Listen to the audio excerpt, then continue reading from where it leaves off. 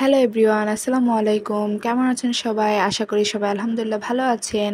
আজকে অনেক দিন পর আপনাদের সাথে একটি লং ভিডিও আপলোড করছি। মাঝের কিছুদিন আমি খুবই ব্যস্ত ছিলাম। আপনারা সবাই হয়তো আমাকে মিস করেছেন। আমিও আপনাদেরকে অনেক মিস করেছি। তাই অনেক দিন পর আপনাদের সাথে একটি লং ভিডিও আপলোড করছি। আজকে আমি আপনাদের সাথে বানাবো নুডলস পিৎজা। আমরা তো পিৎজা সচরাচর সবাই পছন্দ করে থাকি। আমাদের সবারই খুব পছন্দের একটি খাবার। তাই আজকে ময়দা না নিয়ে নুডলস দিয়ে এবং সবজি দিয়ে আপনাদের সাথে পিৎজা শেয়ার করছি।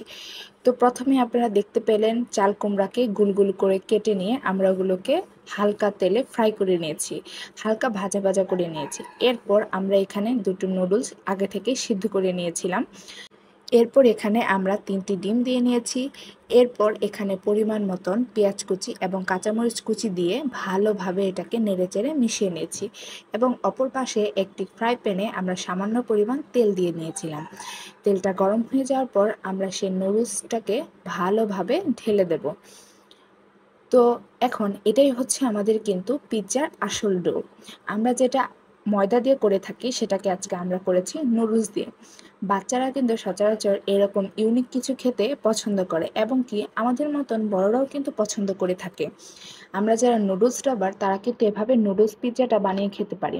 তো এরপর দেওয়া হয়ে গেলে চুলার আঁচটা কিন্তু মিডিয়াম করে রাখতে হবে। আমরা প্রথমে টমেটোগুলোকে গোল গোল করে কেটে নিয়েছি এবং এই টমেটোগুলোকে আমরা দিয়ে নিচ্ছি। এরপর আগে থেকে যে চাল কুমড়াগুলো ভেজে নিয়েছিলাম সেই চাল কুমড়াগুলো এখানে দিয়ে নেব। এগুলো হচ্ছে ডেকোরেশনের জন্য। আপনারা চাইলে এখানে অন্য কিছু ব্যবহার করতে পারেন। যেহেতু টমেটো লাল এবং চাল কুমড়া সবুজ, দেখতে কিন্তু অনেকটা ইউনিক লাগছে। তো আমরা টমেটো কুচিও কিছুটা কিউব করে কেটে নিয়েছি। এগুলোকে আবার চাল কুমড়ার উপরে দিয়েছি ডেকোরেশনের জন্য। অনেকটা সুন্দর লাগছে কিন্তু দেখতে। এরপর আমরা চাল কুমড়াগুলোকে আবার কেটে নিয়েছি, সেগুলোকে আমরা টমেটোর উপরে দিচ্ছি। মানে সাদার উপরে লাল এবং লালের উপরে সবুজ। দেখেন কত সুন্দর লাগছে না? কালার কম্বিনেশনটাও কিন্তু অনেক সুন্দর ছিল। এবং এই টেকনিক কিন্তু পুরোটাই আমার মার মাথা থেকে এইসব উদ্ভট উদ্ভট বুদ্ধি বের হয়। আপনারাও কিন্তু এরকম খাবার ট্রাই করবেন, কারণ খেতে কিন্তু বেশ মজা হয়েছিল।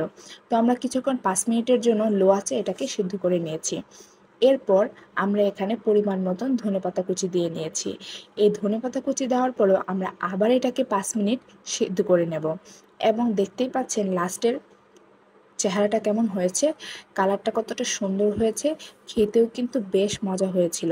আমরা সব সময় আটার পিৎজা কেন খাবো? নুডলসের পিৎজাটা তো খেতে পারি। এটা কিন্তু দেখতে অনেকটাই ইউনিক, খেতেও কিন্তু বেশ মজা হয়েছিল। আপনারাও বাসায় এটা ট্রাই করে দেখবেন। কেমন হয়েছে কমেন্ট করে জানাবেন।